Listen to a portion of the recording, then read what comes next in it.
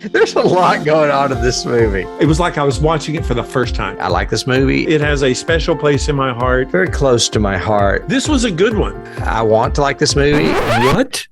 Seriously? I loved it. Very flat, kind of boring. This movie blows me away. This movie turns me on. Terrible. It is terrible. All these keys everywhere. Influences, baby. Huge fan. That's it in a nutshell. Yeah, they're dead. They're all messed up.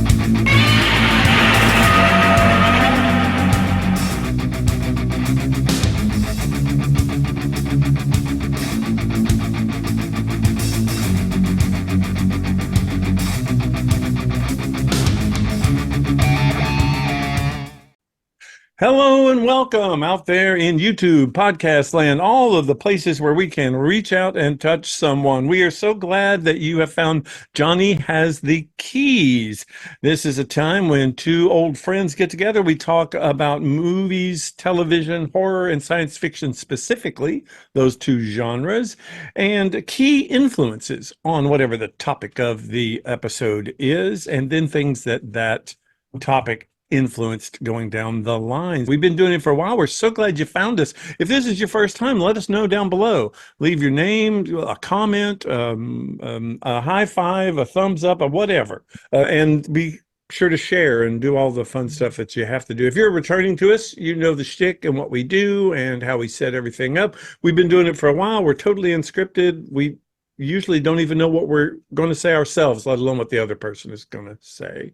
But I'm here with my good friend Tim. Tim, and how you been doing? What you been doing this week? Well, I was just reflecting our conversation before we started about meandering and rambling.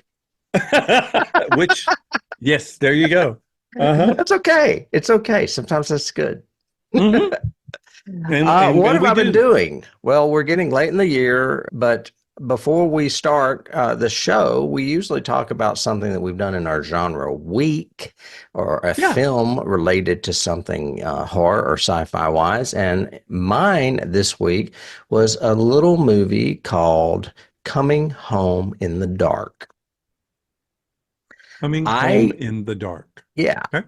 This is a New Zealand movie that I think I told you recently I was going through stuff on Rotten Tomatoes and looking for high ratings, and this one got 92%, and I'd never heard of it.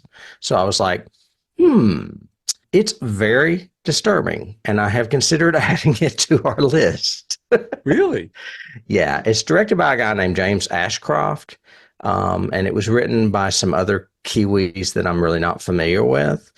The cast is great. It's got someone named Daniel Gillies in it, Eric Thompson, and Miriam McDowell. They are also all Kiwis, so they're not really people that we're that familiar with that may have had small parts in Peter Jackson films. I don't know.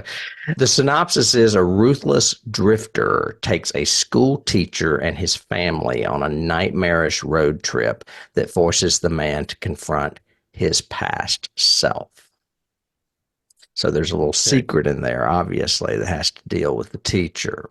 But, I mean, seeing a family hijacked like this is pretty terrorizing.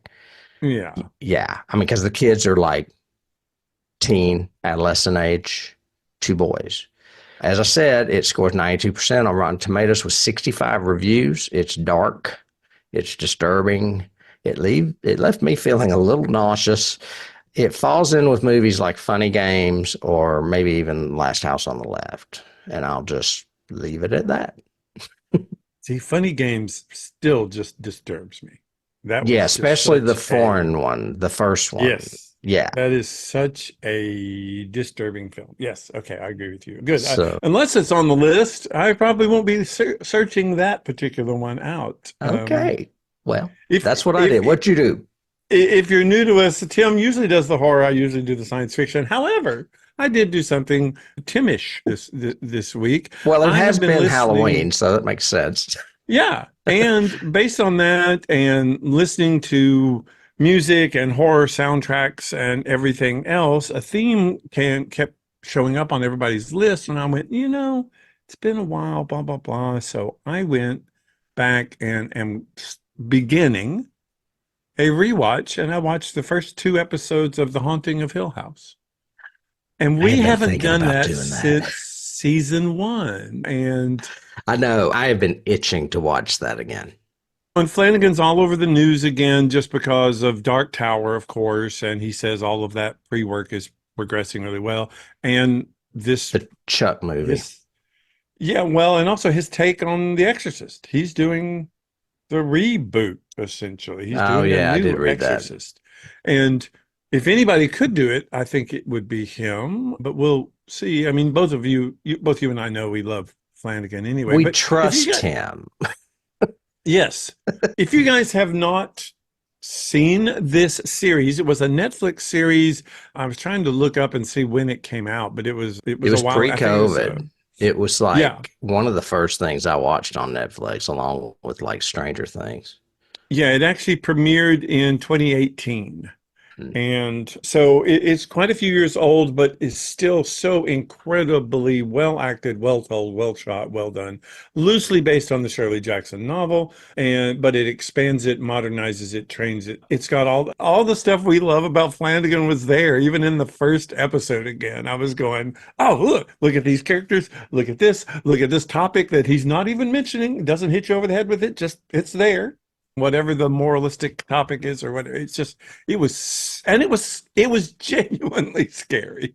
Oh, I yeah. was going, okay, this is still, and I know what's going to happen, and it's scaring me, but Midnight Lady is still scaring me. I saw something the other day where it looked like something was in the background, and all I could think of was, I want to watch Haunting a Hill House and see how many ghosts I can see.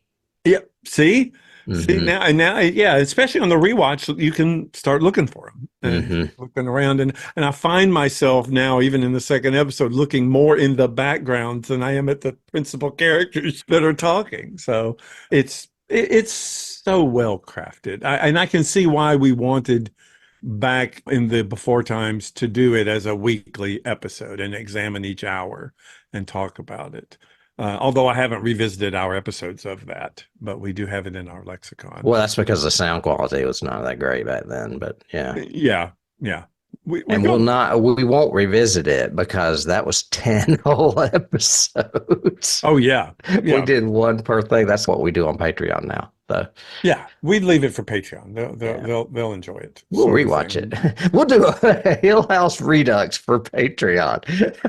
But yeah, but it was scary. It was well layered. It was well done. I just really loved revisiting it and can't wait to just finish out the series and get to some of the later episodes, which have some of the best jump scares and everything else. So. Yeah. Awesome. Well, you talked about hauntings and I talked about darkness. I can't think of a better segue than today's film, our last film. Our last film before we take a little break for Thanksgiving. Yeah, and it is also a listener request episode. Woo! We love our listeners.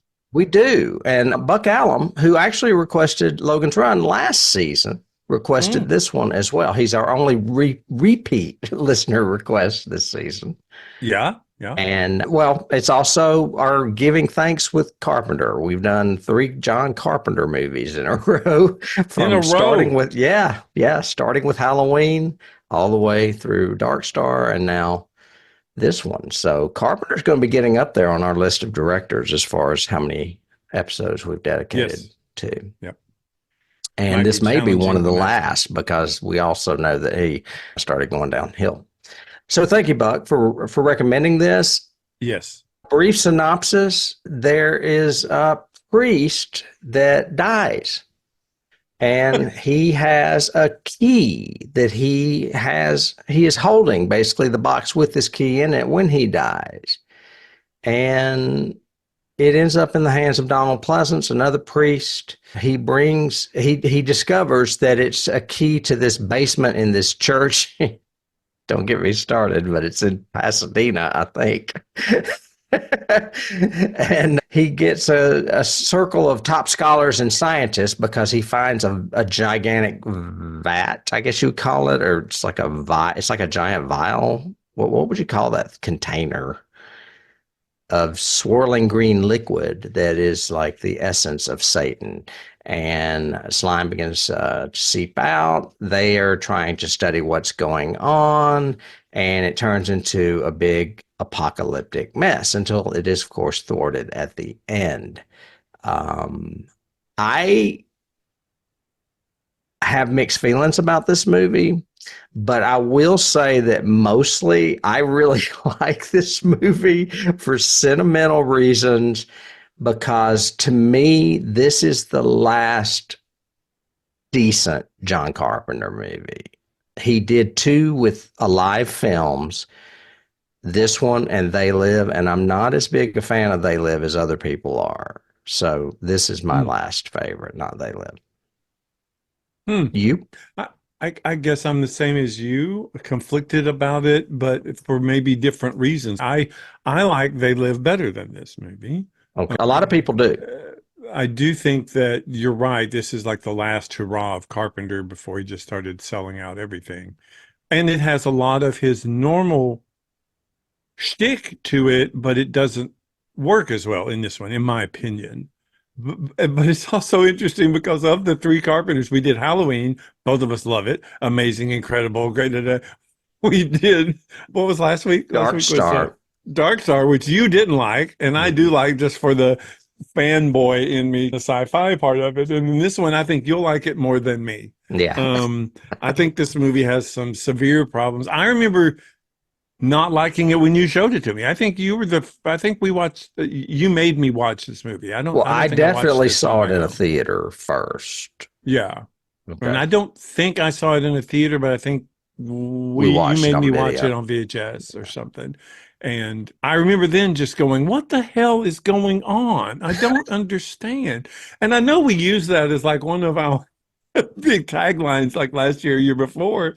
But I Hmm. found myself scratching my head this whole movie going, what? I don't understand I don't understand even the creepy stalker in love with the girl from his class. A, we wasted a lot of time on that. B, why is he doing that? I don't understand. Did college kids used to do that? We just wait outside the library for them until they come. Well, and he I mean, doesn't look like a college kid no, at no, all, not especially at with that all. horrible mustache. Yeah, yeah. None of them really do, actually. They look No. much older than college students. Maybe And maybe Dennis Dunn or is his name Dunn? Dennis, the Asian man. I can't think yeah, of what his last name is. He looks young, but the rest of them look too old. Funny that you should say that because my problems with this movie are all production problems. As far as the story, I think the story is cool. And when you talked about last week's episode, Dark Star being ripe for a remake, I hmm. think this movie should be remade Oh, because definitely. it's set in the wrong place. I mean, it should have been set like in the Vatican or somewhere in Rome or maybe the catacombs of France, not in Yes, Pasadena, California. It's just a yes. ridiculous setting. Yep. But the concepts are very highbrow. And I know it, and like you said, it can be a little confusing. Like, what is this really about? Because they're blending mysticism with religion and science with I think the sorcery, basically. I think the advances that we have made in science, especially quantum physics, string theory, and all of that since this movie came out in what was this, the 90s, 80s? When was 87. it? 87. Yes, would work and could be done. I do like the concept of evil at a subatomic level. Evil Mm-hmm. can be, but I kept thinking the setup for this is going to be science against faith. And it never was. It turns into spread the evil with ooze and kill each other. And Yeah, I'm going, you don't do what you're doing at the beginning, which is this whole analyzing evil from a scientific perspective and maybe converting some people who are atheistic scientists into true believers of believers. evil would have been cool. And yeah, so I totally agree. Let's call John up and say, hey, can we have the rights? We'll rewrite it for you. Well, and that's another production problem I have with it is that John wrote the script and it clearly needed a rewrite, and Mm, he didn't have it rewritten because probably ego may have factored in, but I think time and money also factored in because this was his return to horror after movies like Starman, where he was in a big budget world of motion hmm. pictures. This was with a little company called Alive Films, and he only did two with them, this and Prince of Darkness. But yeah, he's very indulgent. I mean, the things that remind me of Carpenter start with the very first frame, the intro music, the credits, but then they go on forever. It's the longest intro credit scene I can recall it is. Yes, Because definitely. he cuts it with action and then And comes back to the credits. And he does all the music in this, but he overdoes it in this, in my opinion, in this particular instance. Yeah. It's my least, that's my least problem with it. The music doesn't bother me too much, but there's a lot of other things that do. And like, why did he put Martin Quatermass as his synonym for the writing? But most times when directors put a synonym on something, it's because they're not happy with it. But he directed and wrote this and put a synonym in homage to Quatermass, of course, the sci-fi series from England. And I think that's why. I think he was trying to tout that this was pedigree writing or whatever. Or maybe just a little Easter egg, planting those, starting that whole thing. I think in our world, it's a key. I mean, Quatermass is definitely a key to this movie. Well, he also, the Institute is the Neil Institute with a K. And that's the guy who wrote Quatermass. And right? and that's probably what I meant more. More of a key would be Nigel Neal, because he liked to do sci-fi and mysticism type stuff as well. Correct. Yeah. Correct. Mix the science with the faith. Mm-hmm. But I definitely agree with you. I think there's such potential in this movie, and there's such going into it. I think the poster's terrible. I don't like the poster design. I don't think it supports the movie, really. I do like the concept behind it, but it turns into very late 80s sort of body count fodder. When all the scientists start showing up at the church, I'm going, oh, okay, body number 1, body number 2, body number 3. Well, especially when the one's like, I'm leaving. No, come back in. We're on to something brilliant. No, I'm out of there. And you're like, yeah. And you're out there in the dark and you're about to be killed. Yeah, you're dead. Yeah. When you leave, you die. Or the guy that goes home in the alley. Yeah. Yeah. So yeah, this movie, I mean, I've got contradicting things. It was budgeted at $3 million, and it looks really good as far as the production value. But I got that it actually made $14 million its opening weekend, but then it tanked. So it was actually a hit, I guess, briefly. Well, unless I got misinformation. If your publicity was touting the return of John Carpenter to horror, I'm sure we'll try to go that weekend, see it. But then everybody sees it and comes back and goes, I don't know what it's the hell not that good, but then it, just like all of Carpenter's movies, it's found like a secondary success through video and wide release that way. Yeah. Yeah. It's the first film he made independently since Escape from New York. And the reason he decided to return to horror was because of the box office failure of Big Trouble in Little China, which is another movie I really liked. That could actually be on this podcast. It may be a little dated. But it's a fun movie, and it's good, and I think he stays to his precepts in it and his concepts. And it's interesting, I took in my notes, I said, okay, so obviously this is after Big Trouble in Little China. Once I saw the professor. Right. Victor Wong or Wang, I think it is. So so he's using Wong and Donald Pleasance. So let's go back to guys I know, sort of thing. It's Victor Wong, and then he also used Dennis Dunn, who I mentioned earlier. They were both in Big Trouble. Yeah. Yeah. And Donald Pleasance, of course. Yeah. I mean, if there's one thing you can say about John that's admirable for this era, is that he was very diverse in his casting. There are a lot of women in this. There are a lot of ethnics in this, or different ethnic people. There's African-American people. There's Asian people.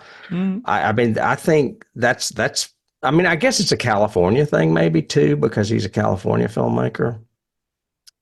Maybe. Not to be political. I mean, there is diversity in the casting. I don't think there's diversity in the characterizations, I think they're written extremely one note all the Flat, way a lot through. of them. Yes, I am a victim on their forehead. Even the leads, you don't get to know enough to really care about Okay, at all. let's talk about the leads. Okay. Okay.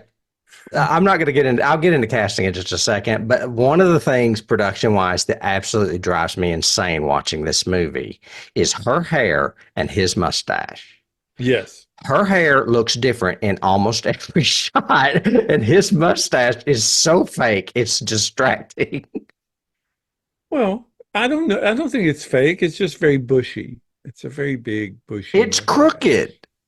Well, yeah, but maybe he trimmed it wrong. Maybe he trimmed it bad. I don't know. Well, her hair, I don't know if they did reshoots and came back and they had to put a wig on her, but clearly in the very early stages of the film, she's wearing a red wig that is almost orange and kind of flat. Yeah. But then some scenes her hair is flat, some scenes it's curly or wavy, and some scenes it's redder than it is. Sometimes it's more brown, and I'm like, who did the wig continuity on this woman? Because it is. Do you have bad. a picture of her in your lexicon there? Do you have a picture of her? I may not. I may not have a single picture of her. The cast is so big. That, Yeah, but most of them I don't don't have a count. single picture of her. Sorry. Right, Oh, but well. most of them don't count. We are talking about what's her name? Now I can't even remember her name. She was in Officer and a Gentleman. Lisa Blunt is her name. Blunt. Yeah. Yeah, she played Catherine Danforth. And I looked at her pictures, and her hair does look like that, more brown naturally and shorter. So it makes me think that maybe sometimes they were using real hair and sometimes they were using wigs. Or some days it was raining and she frizzed out, and some days it was not raining. And I don't know. But it's very distracting. So any scene with them distracts me. And like you said, she is okay. He is not very good. And he was in a very popular series at the time called Simon and Simon. And the reason they slapped that mustache on him, I think, was to make him look different. I think it was a big mistake. They should have just left the mustache off. He would have looked younger. Well, there are several scenes where it is not balanced correctly, his mustache. And I kept thinking, okay, if that's not fake, then somebody needs to trim that. I mean, it's like down here and up here. And I'm going, what the hell is going on? And I mean, that goes to show you, sorry, Buck, because I do love this movie. But if I'm going to spend that much time talking about the two leads' hair, then something's going on with this movie.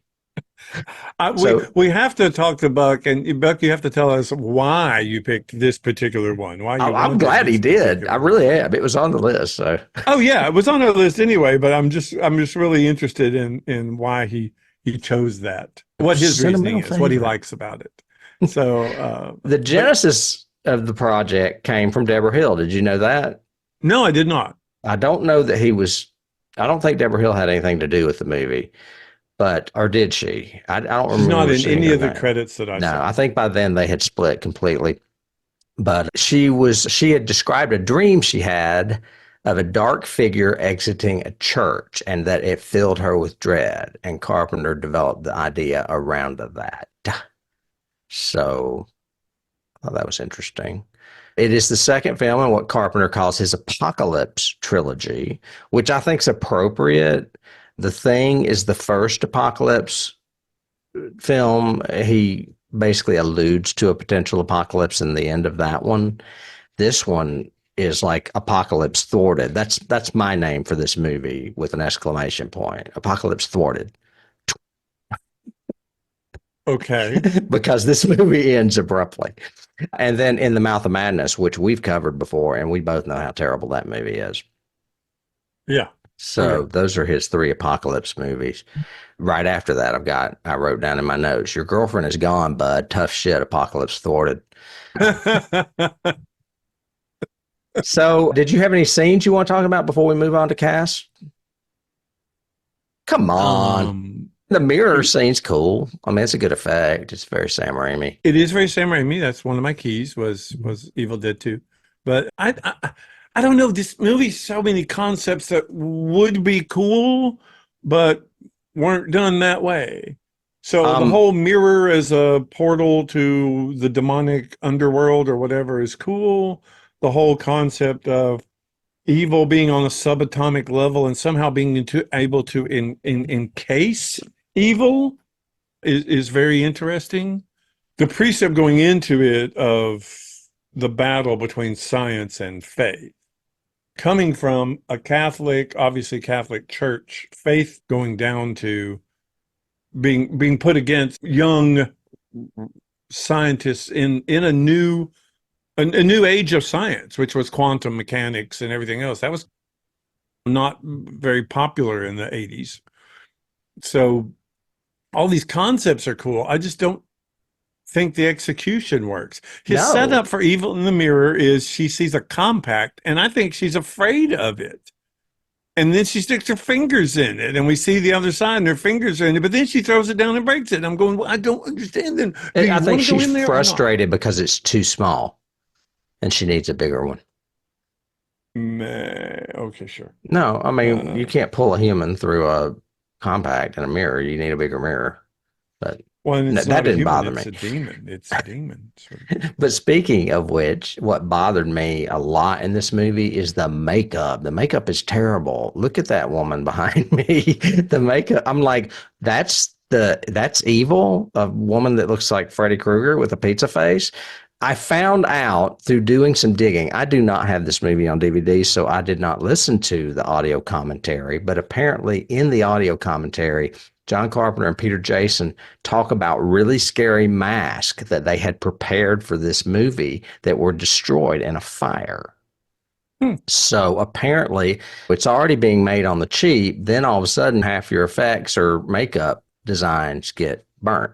So they had to, I guess, fly by the seat of their pants. And that's why the makeup on that girl looks so stupid to me, I think. I mean, that's my conclusion anyway. Well, yeah, her whole gestation period looks bad makeup wise. Right. The bruise looks great. The bruise is excellent. And then the bruise with the symbol on it is in your face. Why did you totally ignore that chick until the end of it? But yeah, and even Cooper's makeup in the close-ups doesn't work. No, it's too pale. Yeah. It's too pale. It's too weird. I have a picture. Oh, yeah, he's in that one right there. And I'm not sure I get the cons. Okay, let me go back. You were talking about scenes. Sure. So I think the first time we are presented with the tube is a great scene, and using the Steadicam is good, and slowly going past all of the candles to the book and then to whatever this green horrible tube is good. Yeah. Mm-hmm. In fact, I even went special and found a background that I could have. That's funny. And another production question I have is when Donald Pleasance goes down there for the first time, who lit all those candles? Yeah, my note says, who lit all those candles and how often do they have to be replaced? Right. Does the priest do that every day?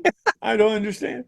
I liked using the translation of the book to increase our terror and also to get the story out there. I thought that was a great concept. And all three times they refer to the book, it's cool. I mean, he looks at it first, then he shows it to, no, he looks at it with Wong, and then he shows it to the girl and she's translating it. Right.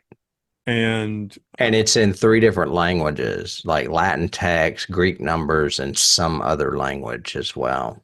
Yeah. And then also, I love the fact that she talks about people have tried to write over it and try to erase things out of it and write over them. And I thought that was cool, interesting. How do we get to that? Then do we have some scientific device that's going to allow us to see through the text to the stuff that was there originally? And that's so funny that you went there, because my whole thought was that was John Carpenter's way of spreading butter so that any things that fall through the cracks don't show. Yeah, right. Yeah, smooth it over. It's like a writing trick. It's very vague, so we're not sure. We're unsure at this time. And I think none of the deaths inspired me or interested me really at all.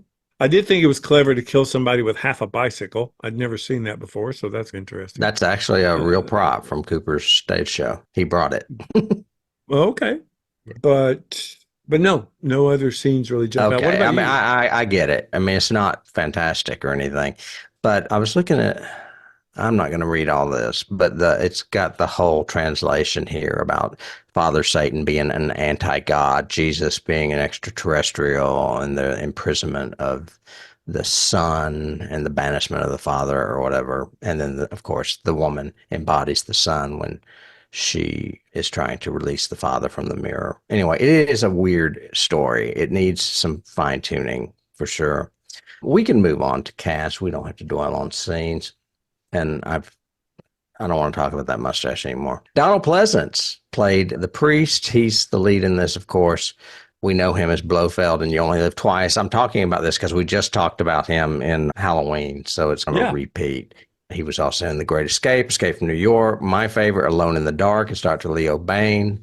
And as you mentioned, he's a props actor. He uses props so his scenes don't get cut for continuity. Did you notice any of that in this? Because I didn't.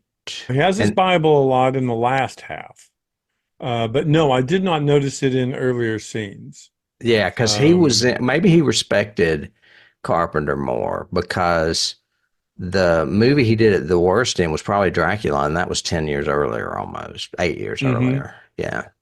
Jameson Parker played Brian Marsh. He's best known, as I said, for Simon and Simon. He has played that character on 3 different shows. I did not know that. Magnum PI, Simon and Simon, and something called Whiz Kids. Mhm. And then the only other note I have, no, I have a note that says, "What is with that crooked mustache?" Oh, this was interesting to me. Mhm. He was shot twice by a neighbor in October of 1992 near his condominium in Studio City in a dispute over dog waste. He was released from the hospital a day He later. The was man who shot him was charged with attempted murder and sentenced to 9 years in prison he was shot by a over neighbor. dog poop. I walk big dogs every day, and I carry my little poop bags because of this. Not because of this in particular, but just out of respect. That's just that's just crazy. And this It was where? In California? it was in Studio City. Yeah, Wow. yeah. Okay. I just You put have that to in be there. a special kind of Karen to shoot your neighbor because of dog poop. I mean, come Right, on. right. That's some crazy. All Um, right. Sure. Yeah, I was digging for stuff on this cast because a lot of them don't have a lot we would know them by. Victor Wong, he's been around a long time. He was born in Hmm. 1927, the same year my dad was born. He was born in Chinatown. He played, by the way, Professor Howard Barrick, however you say that. Rock, I think, is the way they called Barack. him, Yeah, they almost like kept Baraka. saying it, and different people pronounce it differently. He was friends with Jack Kerouac. I did not know this. Oh, I thought that was wow. Okay. very cool. Kerouac wrote a book called Big Sur in which he mentions Victor Wong. I Yeah. know him best from Big Trouble in Little China and Tremors, which are 2 really good movies, in my Yeah. opinion. Yeah.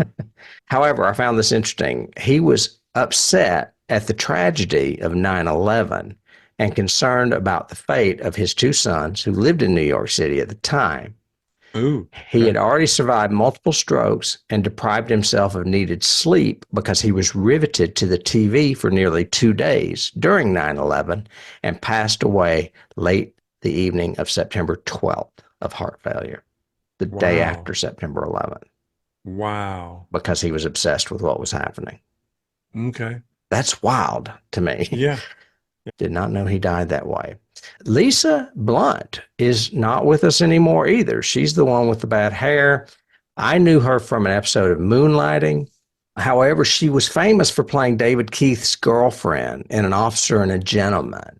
She's that girl I She's used to make fun of at the end of the movie that goes, "Way to go, Paula." she's also the one that it has the line, "Take me to bed or lose me forever." Yeah. When they're at the bar. Yes. Blunt. Yeah, she She died is of much better than this character, I think. Yeah, I think she's a good actress. I think that she just had bad hair. She died of something. I don't know what it is, but let's see if I can pronounce this: idiopathic thrombocytopenic purpura. I don't know what that is, but it's some kind of chronic Okay. condition that she suffered with for a while and eventually retired and died at the age of 40 something. No, no, she died in 2010, born in 1957. So she was like 50. She was young. Let's just put it that way. It is a disease which low levels of platelets keep blood from clotting, leads to massive Oh, bleeding and that's bruising. interesting because I donate platelets at Red Cross. Interesting. So Okay. that's why So I the save people's disease has lives. low platelets. Yep. Okay. Mhm. Dennis Dunn played Walter. We know him from Big Trouble in Little China. He is a still working actor. Oh yeah. The parts played by him, Donald Pleasance, and Victor Wong were written specifically for them by John Carpenter due to his enjoyable collaborations with them. Doesn't surprise me really. No mistake. I mean, and I don't blame him. That's not the problem with the story. It's not the cast, really. No. Susan Blanchard was Kelly. Her last gig was in 1989, but she was in They Live. There's a few others that I'm just not even going to mention. Did you recognize Mullins, the guy that is always looking for Susan glasses? Yeah, the other, I called him the other professor. Is that him? The older No, no, guy? no, no, no, no. That's Peter Jason. This is Okay. the guy. This is the blonde, heavyset guy. Oh yeah, but I've seen him in everything. He's done. Well, I knew him from Black Sheep Squadron because I was a Robert Conrad nerd in the Oh, there you go. 70s. But Yeah. Okay. he is Dirk Blocker. He is Dan Blocker's son.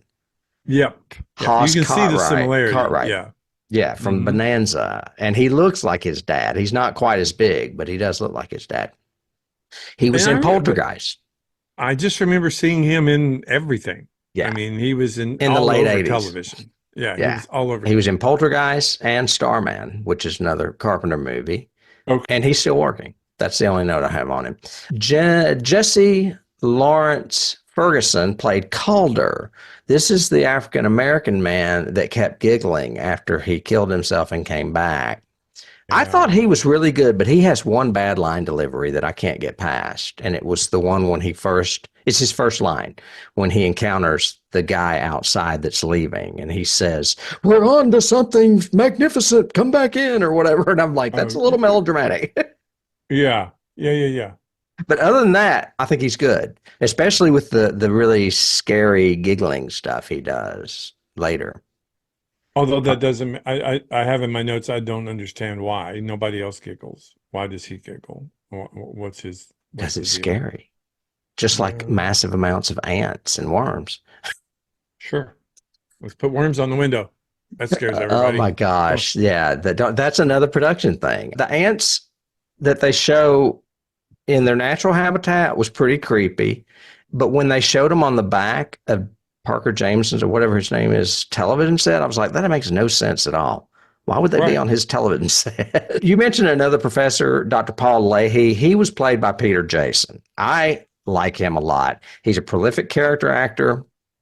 And two directors that used him all the time are John Carpenter and Walter Hill. So if you like Right. those directors, you're going to see Peter Jason in their movies. He has 278 credits in IMDb. That's a lot, Damn. folks. Yeah. That's probably twice as many as John Wayne. Yeah. uh, Easily. he was in 48 Hours, They Live, Goes to Mars, In the Mouth of Madness. His first film was Howard Hawks' last film. Oh, wow. We both know that Howard Hawks is one of John Carpenter's favorite directors. In that movie, it was Rio Lobo. He died in John Wayne's arms. Okay. Yeah, I mean, that's a pretty good first movie to be in. When Dr. Wow. Lay introduces himself to Dr. Barack, Peter Jason wasn't expecting Victor Wong to just walk away in the middle of the scene. His subsequent confused appearance is natural and unscripted. I thought that was great. Okay, I like And that. he is the one that does the commentary with Carpenter on the DVD. So they were buds. Thomas Bray played Etchison. He was in Deep Star 6. His last gig was in 2012. He retired to teaching drama at Portland State University. And then I guess lastly, I don't think I have anything else because sometimes I put bonus stuff in casting. Lastly, would be, of course, Alice Cooper, who is one of the vagrants in this movie that are used as, like, I don't know, disciples to keep the people inside the building or kill them if they get out.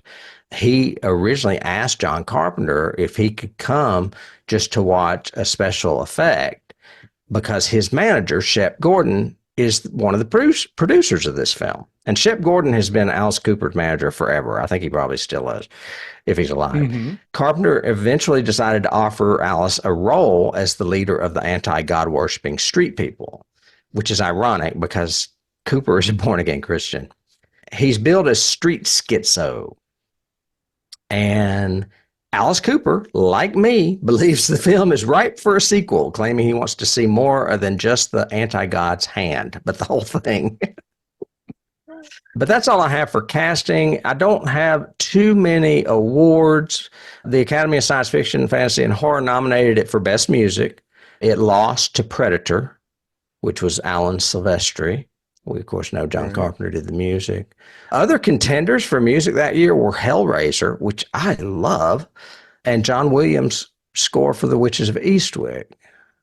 All of those lost to Predator. Interesting. To Predator for music? Yeah, Alan Silvestri.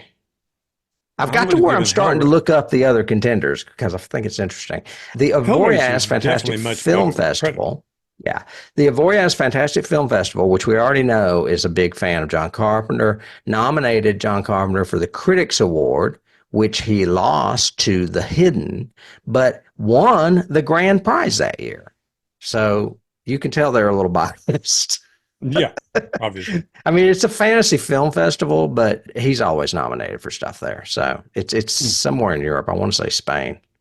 Okay. But anyway, that's all I have for casting and awards.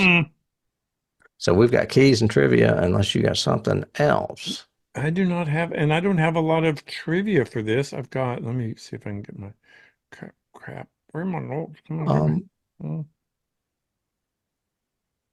There it is. No.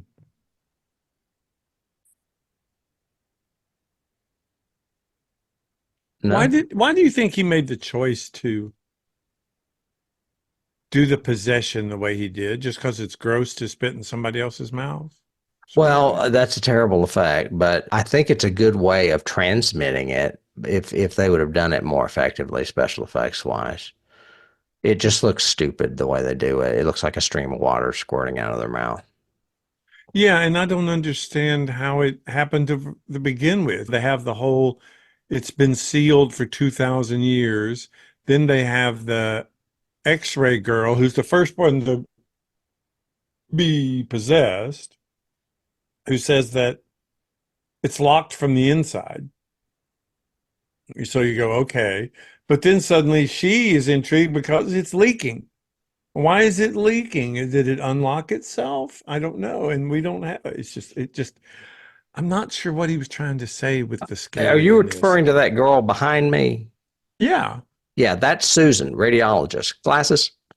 Yeah. How many times did they say that? Susan, radiologist. Glasses? Yeah. I started to use that as my favorite scene. Any scene where they say, Susan, radiologist. Glasses? Yeah. Because they do. They say that at least 3 times. It's clearly a running gag. Carpenter didn't even cut it because they were goofing off. Right. But I don't know. I was just curious why. Again, I know it's the late 80s, so we have to have a body count. We have to have different ways of killing people. That's the horror norm at the time. But I think he could have been more creative. And like you said, it may have been time, it may have been budget. It was definitely writing. It would have been more menacing if it was just touch. Like they cast it by touching or something. Yeah, I agree. Yeah, or even sweat, something like that. Go back to Star Trek original series, or something that's more organic rather than this whole "I'm going to vomit in your mouth" thing. Because it led to weird stuff, like Translator Girl goes in to take a nap, even though everybody tells her we're having a meeting in 15 minutes. Okay, well, I'm going to go lay down. She goes and lays down. Then the girl is in the ominous pan over, the girl is behind the door. I have in my notes, oh, so she just waits behind the door for somebody to come. I've It's been the possessed. I'm thing. just going to wait here. And then it cuts to something else. It cuts back to her, and she is crawling on the bed on top of her, and she doesn't move, scream, speak, ask, nothing. I'm going, Maybe she's are we into it. are we hinting that this is a semi-lesbian scene we're going to have here? I don't know, blah, blah, blah. And then she vomits in her mouth. And I'm like, okay, why did you wait that long? I mean, push that woman off. She's crawling on your bed, sort of Right. thing. And why have the liquid floating on the ceiling like a pool? Forever. That's weird too. And Yeah. never fall down and never, you know. Well, in her case, it all goes into the vessel. Keller. But It goes in into the Keller. but when they're down in the basement with the container, it's just up there. Yeah, and these two ladies managed to get this 2,000-year-old container, which weighs God only knows how much, up into the room. They're rolling So- it on like one of those little aluminum metal, like medical Like a carts. TV stand. Yeah, and you're Yeah. going, okay, sure. That was works pretty for funny. me. I know what I was going to say is when you asked me that originally, what I thought you meant was, why did they make it look like she was pregnant and going to have a baby, but then it's just her processing all the liquid she swallowed because she actually is the baby. Right. Yeah, and I don't get that either. I mean, it's Yeah, it was. I guess it was a way to streamline things. Well, we don't have time for a birth and all that, so we're just going to make it her. She looked pregnant, but she wasn't really. But she wasn't really. She absorbed it all. Yeah. And we're just going to stand here and let the Asian character translate this all for us in the other room. And then they have, oh, it's morning. Oh, morning. Oh, he's in the room next door. Let's dig him out. It'll take us a couple hours. And 2 scenes later, it's night. You're still not out. Oh my We God, still I know. have- I was thinking of that. What was it? 28 days or 30 days a night? Yeah. I was like, what? It's already dark again? What time frame was this? I don't Yeah, understand. that means that they were trying to get Dennis Dunn out of that closet for the entire day. Yeah, all day. And nobody went to the bathroom. And Nobody then got she hungry. gets in there and gets him at the very end. She goes in there and chips away those bricks and gets him out almost instantly. I'm like, get out of here. This is stupid. Well, he was beating from the other side with his flashlight, though, too. By then. Why didn't he do that earlier? Right. Right. Yeah. Some of the logic there was not good. It's like, oh, we're going to get him out and into this room just so that we can all leave this room and go out in the hall and be with the same people. It's like a big circle. And, Yeah. I'm like, that's dumb. Dumb. But like I said, again, production and writing stuff to me. I like the concept, not necessarily all of the execution. I do think it's creepy in places, though. I do think it's creepy. I think Carpenter has a great eye for suspense, for using that steady cam to put stuff in the foreground. He has a couple of good jump scares in this. One of them is just so simple because the guy kicks the TV stand and it comes out, but it's like the equipment stand, but it's a good jump scare. I mean, my first key for this, the first one, as soon as the priest was down there, was the Twilight Zone episode, the Howling Man, which is the one where they're in the castle, and imprisoned down below is this guy who's screaming, who says he's Satan. And the job of these priests is to keep him locked up. And the visitor caught in the storm who's seeking the castle for help is the one that releases Satan. I'm fascinated. I don't think I've ever seen this episode. Really? It's don't. really good. Okay. It's John Carradine is in it. I mean, it's makes a good sense. episode. He's in everything. But yeah, essentially it's the same concept of you've got evil encapsulated somewhere and don't let him out. Wow. Kind of thing.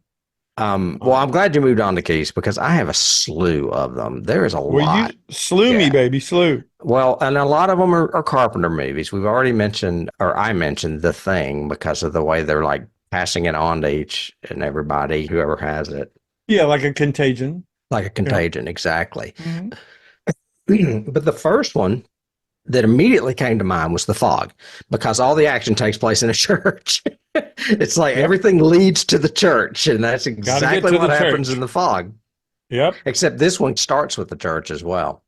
There's a huge, and he may have mentioned it in his apocalyptic trilogy, and then of course he did in The Mouth of Madness, which was an homage to Lovecraft. But this has got a whole Lovecraft vibe, big time.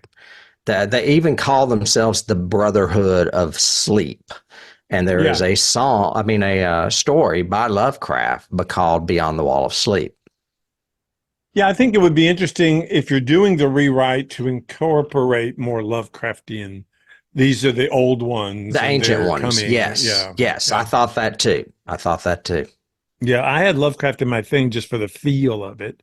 I have I have one you probably didn't get, which is, and this again hit me at the very beginning, but Citizen Kane. It Oh, starts out wow. with the guy in the bed dying, and all he, except instead of the globe and saying Rosebud, he has this box with the On his key in chest. it on Yeah. his chest, and the nurse comes in and sees him. And Thought, what's oh, this key he's go to? Oh, a church in Pasadena. a church in Pasadena with a demon in it.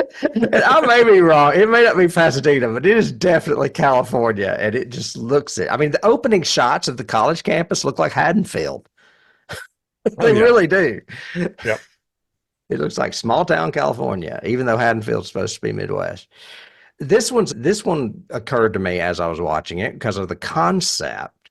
And it made me think that Carpenter was ahead of his time with this concept because this is kind of what Dan Brown invented as far as a subgenre of thrillers books, Oh, like very good. religious horror, religious adventure, mystery, whatever. Dan Hidden Brown, Templar secret. Yeah, yeah, yeah, yeah. yeah. I could see that. That's a good one. I have The Exorcist both in initial thought and I think concept could have been. What The Exorcist is also faith against science. Hmm. And the It whole is. first part of it is science trying to figure this out. And they finally bail and say, have you thought about going to an exorcist? Because we ain't got no answers for We've you. done everything. Yeah. Yeah, it would have. it- I think Carpenter's choice of cinematography and making it such a very well lit, because this doesn't have a lot of shadow and darkness to it, and it really should. Instead, things are very overly written. I went to look back because I don't think Dean Cundey did this one. I don't No, think Dean he did Cundey not. did. I was looking for his name and he did Uh, not. I forgot to write down who did. It was someone I'd not heard of. so every, like even the pictures you got behind you, she has backlight on her, everything else. You can see the wall behind her. So there's not a lot of darkness in the Prince of Darkness movie. Mm-mm. It's a lot of key light and stuff. And what made The Exorcist work was how pragmatic the shooting was. It looked very, what's a good way to say it, cinematography wise? What made The Non-threatening. Exorcist work was it looked realistic Yeah. in its photography and its cinematography and the darkness and everything they did. This has a very, we're watching Staged. a very staged, we're watching presentational look Hmm. to I mean, it. look at Alice Cooper in that picture behind me. It's like they're Yeah, all choreographed. Yeah. yeah, yeah, yeah, yeah. I have Dario Argento Hmm? because of unexplained and weirdly placed bugs and worms. I could see that. Yep, I mean, because I he could he's definitely see that. always doing that shit with maggots and stuff, and in this movie they do it with ants, maggots, and worms, and all the worms going up the window was really strange, very very strange. That's the And one that nothing came of reminded me it. of him. Nothing Hmm? came of it. We never talked about it. Mm. She never mentioned it. We didn't have a scene of dialogue about it. Nothing. Just But worms on the I window. but the first foreshadowing is when Victor Wong is going into a building, I guess the college campus, and then they pan down to the ground and you see all these ants, just Yeah. tons of them. That Mhm. to me was effective because it meant something weird is going on in the planetary alignment or whatever. And I liked that. But then, like I said, they put them on the back of a television set. I'm like, well, that's dumb. And the worms on the window, well, that's dumb. Well, So and the maggots in the cup of the old lady, and we've got to hold on that shot way longer than we need. We know it's right. maggots. We got that for a second, you Right. know. And that one actually made more sense though. That one and the first ant one made sense. The other ones were just weird.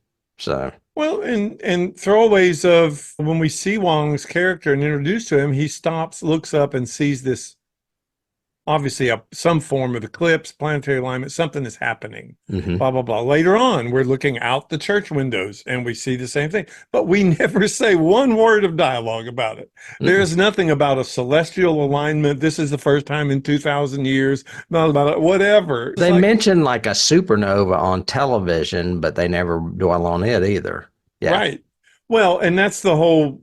And I thought, oh, that was cool. That's cool. They're going to get wrapped back around to that because Right. the light that is reaching us now is from 2,000 years ago because it's that far away in light years. So it's 2,000 light years away. So now that light is just hitting us. So what happened then back in history? Yes. And I really like the concept of the video transmission. And they really didn't do that much with it. No. Yeah. I have that as a key, though, is I don't know if this might be, but that may be the first found footage reference I can think of. Oh, yeah. And they Because talk it looks very found footage, the way he shot it. I did see trivia. I did find trivia that he actually shot it on a small video camera, that's what it looks like. but then projected it on a television and shot the television. So it would have at least another layer Grainy. of weirdness to Yeah. it, grainy and everything. Yeah. I liked that whole concept of her saying anything traveling faster than the speed of light appears to be going backwards in time and all this stuff. I was like, wow, this is fascinating. Why aren't they talking about this stuff? You know? Right. It could get really cool. We could Yeah. get really interesting because they could say, boom, boom, boom, that means that Jesus lives. And they go, no, what it really means is that the atoms do this and da, da, da, da, da, and that reflects that. And Jesus was an extraterrestrial. And it could have been. Yeah. That's funny. I but have. yeah, so yeah. Go ahead. Go ahead. No, you Oh, I thought you were going. I also had Night of the Living Dead because of all of them standing outside the building like zombies, like they're going to try to get into the building. Every time they look out a window, there's people standing there, just ominously. And I have that as Assault on Precinct 13. Okay. Same thing. Every time they look out a window or a door, there's a bad guy there. Yeah. I mean, you could pretty much, I mean, obviously any Carpenter movie is going to be a key to a Carpenter movie, but it's funny how he does redo things in movies over and over. Mm-hmm. Yeah. Well, We've and I already also mentioned have- Nigel Neal and Quatermass, Yeah. which combining mysticism with sci-fi. The rest I think I have are stuff I lifted, so you may have them as well. The Sentinel. Carpenter refers to the priest who dies in the opening credits as a Sentinel type guy. That may be a movie. And he has a secret that he's been protecting that he didn't pass on. Exactly. That whole trope of we have had this person and they give it to the next generation. Well, this guy didn't. Mm-hmm. And that goes back to even, well, I'm sure it dates pre that, but in Twilight Zone and everything else. But the one that hit me was Star Trek, the original series Miramani, when the priest didn't pass on his knowledge. He died, and Kirk gets hit with the shockwave and ends up becoming the priest. He's supposed to know because he's the high priest now, and he's supposed to know how to turn the machine on, and he doesn't because it was never passed down to him. Right. But yeah. This is more of an Easter egg, but apparently the character Wyndham is named for John Wyndham, and Anne Howard's character is named for the Wasp Woman. I don't know. That's not really a key, though. Oh, this is a good one. You mentioned that moon and sun alignment. That was an homage to 2001, don't you think? Yeah, I could see that in the way it was framed. It was that setup of getting ready to have the eclipse. I mentioned Exorcist, you mentioned Sentinel, and I also have on mine Omen. I think anytime you deal with Catholics, demons, Satan, and weird happenings going on, or prophecies, so to speak, those are your big trilogy to come up with. So I've got Lovecraft Connection. I already mentioned the Brotherhood of Sleep and the Ancient Ones, Cthulhu Mythos. As in the movie, outer gods can influence some human beings, making them worshippers or followers, working secretly to prevent the outer gods from returning, attempting to reinstate their former dominions. His other movies that include this, of course, were The Thing and The Mouth of Madness as far as Apocalypse. Yeah, that's just a repeat. Yeah. Sorry, I'd already said that. Yeah. Oh, this is what I wanted to read verbatim. I found this fascinating. Is Sure. film critic John Kenneth Moore M-U-I-R suggests that Prince of Darkness serves as a parable for the AIDS epidemic that was at its peak during the time this film was made. Throughout the film, demonic possession is depicted as something that is transmitted like a communicable disease via fluid passed between people. Moore goes on to note a number of references to homosexuality in the film, namely regarding the characters of Walter, who makes statements implying that he is gay, although he briefly flirts with Lisa. In particular, Moore notes a sequence in which Walter, attacked by a number of possessed women while trapped inside a closet, emerges and flees. In addition to this, Moore writes that the film pointedly asks some rather big questions about human nature, our existence, and the universe at large. I thought that was funny. Hmm. And very profound, actually, in a way, to consider it as a parable of the AIDS transmission through bodily Yeah. fluids. Yeah.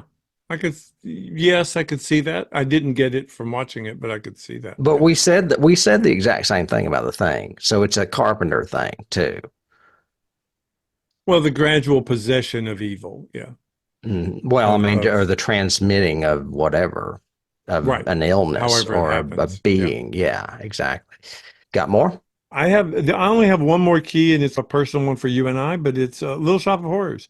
Oh, Every time they would show the bums in moving, not when they're doing the whole jump scare, they're all standing there, but like when they would move and everything else, I was hearing yes. Skid Row the whole Exactly. I time. did not even think of that. That's hilarious. Yeah. They should have just burst into song. Oh, That would have been when you awesome. go downtown. Well, funny that you mentioned a musical because my last keys are all musical keys. I did this Oh. last week with Dark Star. I grouped them Yeah. together because there were so many musical keys. And this one has them too. The audio broadcast that Brian receives in his dreams were sampled by Marilyn Manson in the song Down in the Park. Oh, wow. Originally, it's an original song from Gary Newman that he covered, I think. It is also sampled on DJ Shadow's album Introducing. So, like I said, this has become a cult film since its release. Okay. The bruise symbol on Kelly's right arm Hmm. has the four-armed star with a hook pointing Yep. to the left or whatever. I can't remember if Mhm. it's to the left or not. Well, that's the Blue Oyster Cult symbol. It's been Blue Oyster Cult symbol since, I think, since the very first album they ever did. It dates back, though, as a symbol of Kronos, which is Saturn, and is very similar to the ancient Greek symbol for chaos. An upside down question mark with a cross on the top. Yeah. Yeah. Yeah. Mhm. So Blue Oyster Cult. And then, of course, I mean, it's Alice Cooper. Alice Cooper. I mean, the song, he wrote a song called Prince of Darkness for the movie. I mean, there is a song out there called Prince of Darkness. And this was around the time Cooper was tiptoeing or dipping his toe into the cinema pool, because the year prior, he did The Man Behind the Mask and was on the soundtrack of Jason Lives, the sixth Friday the 13th movie, which is actually one of my favorites. And he also did some Italian movie called Devil Dog or something. I don't know. He was doing horror movies at this time. And this Carpenter was the last one I know of. So I found two in critical responses, two reviews that were interesting. One is from the Washington Post, where he says, at one point, Donald Pleasance vows that it's a secret that can no longer be kept. The Prince of Darkness stinks. It too deserves to be shut up in a canister for 7 million years. that's And funny. the Globe said, this goes back to like probably influenced by the mustache, but there is no character really worth caring about, no sympathy to any of these characters. The principal romantic couple of Jameson Parker and Lisa Blunt are unpleasant enough to create an unfortunate ambivalence about their eternal destinies. And what's so weird is they fall in love like instantly. They sleep together after a makeshift date. Yeah. And then the next day they're at this church trying to thwart the apocalypse, and all of a sudden they're in love. And I'm like, really?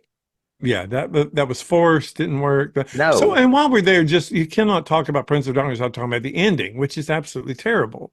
Why did he choose to end it that way, do you think? With Because the breaking of the mirror, I kind of like that. no, they break the mirror, the priest throws the thing which forces Kelly, who's possessed, the lead girl, Parker, or whatever her name is, Lisa Blunt, and the demon to on the other side of it. They don't Yeah. get out. They can't get out.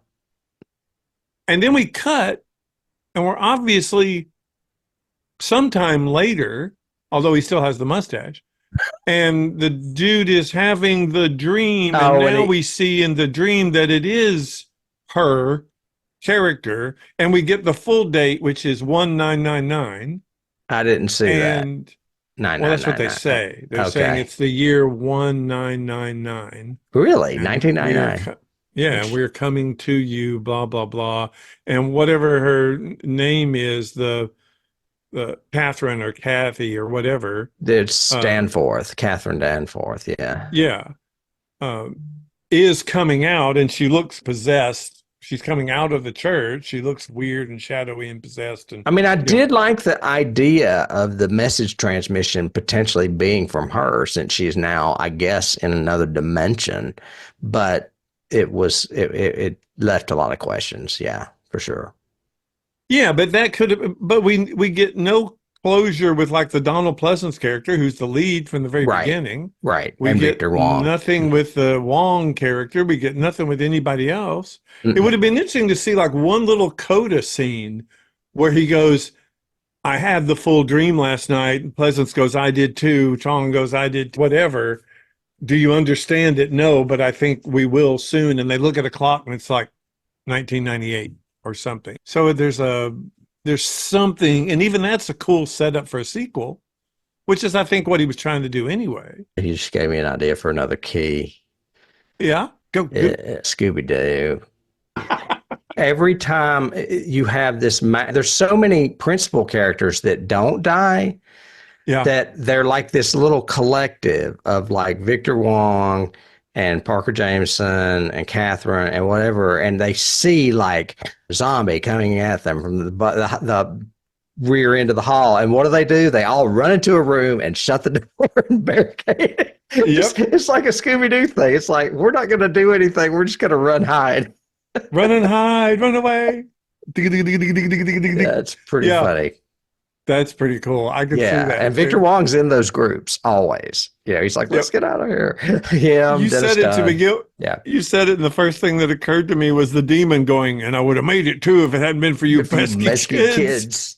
Yeah, exactly. All right. Well, I Well, guess that that sums it basically, up. wow.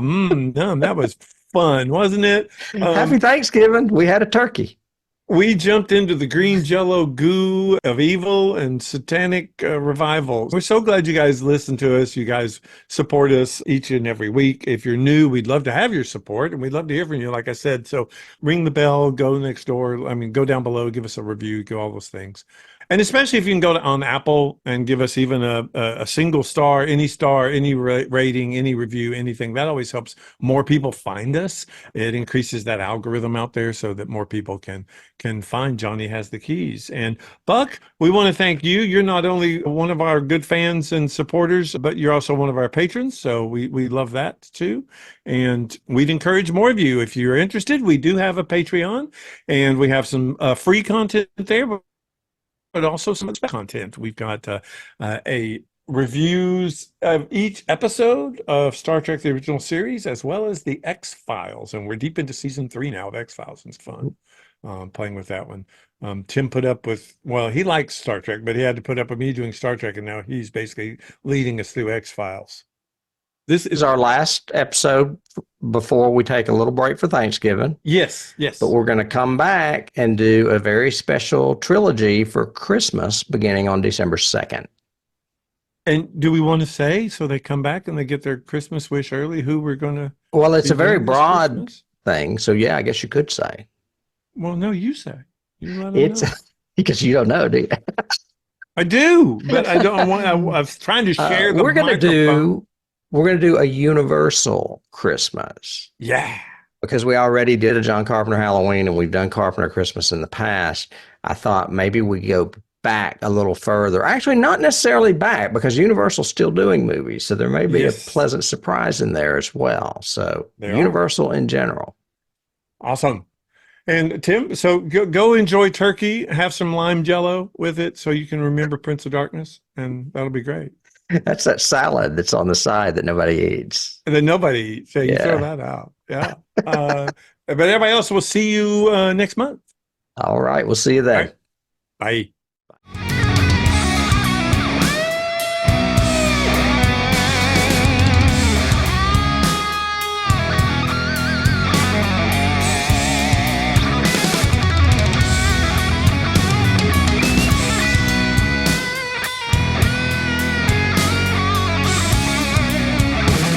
You can't start the car. Johnny has the key.